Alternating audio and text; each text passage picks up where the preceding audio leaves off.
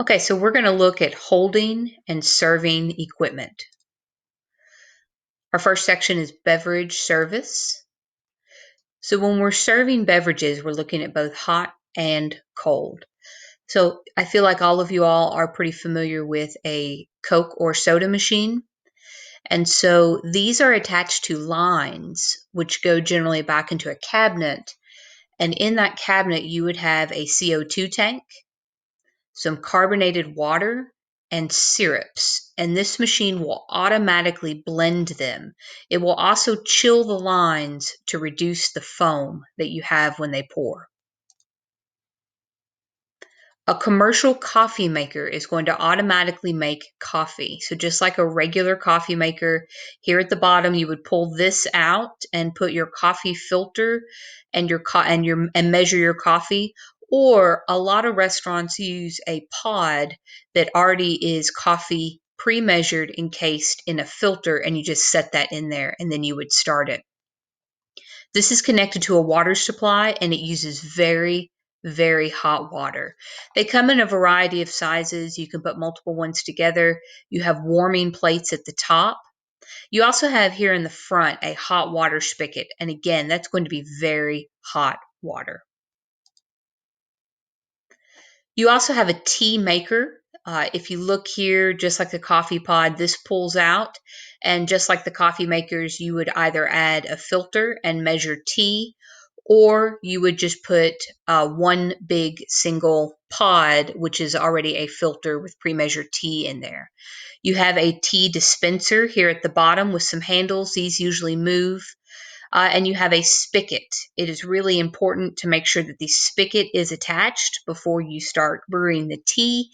Can't tell you how many times I've seen people do that in the morning, come in and start the tea, and they haven't set it up yet. This spigot here at the bottom for iced tea every night should be pulled apart. It will unscrew right here. So it will unscrew from the container.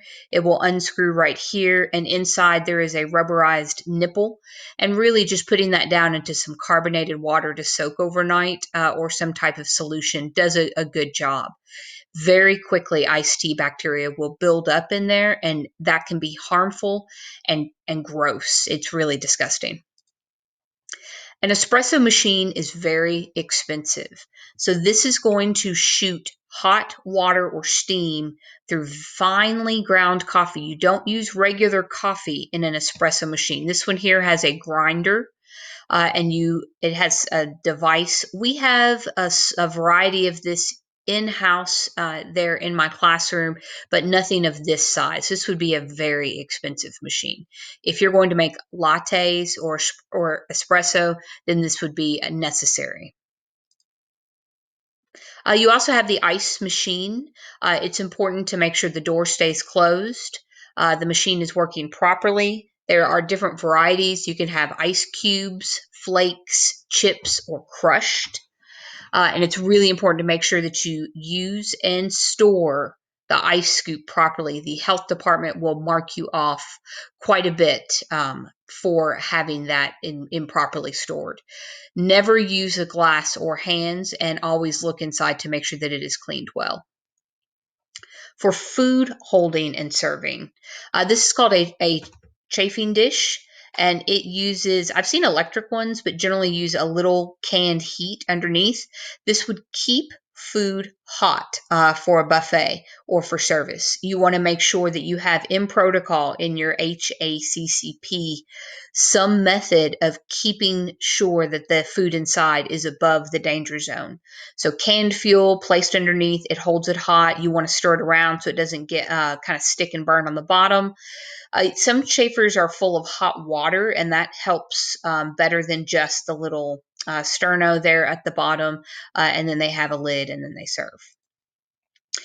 Bain Marie. Bain Marie is water bath. The picture above here shows you a water bath for something small like a custard used in the oven. So you may see this term in a recipe, but it is also a piece of equipment. So this is going to hold food. This is sometimes this vessel, this round vessel is referred to as the Bain Marie. Sometimes it has a little lip on it, and so you may see a little lip around it, or you may see it look like that.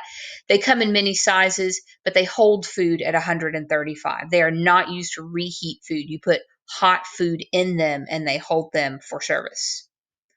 There's also a food warmer or a steam table. So if you've ever been to a buffet, this is what you're used to seeing food kept hot with.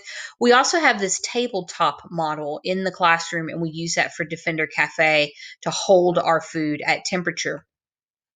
These are easy. This would be a great addition to your food truck for holding certain food items.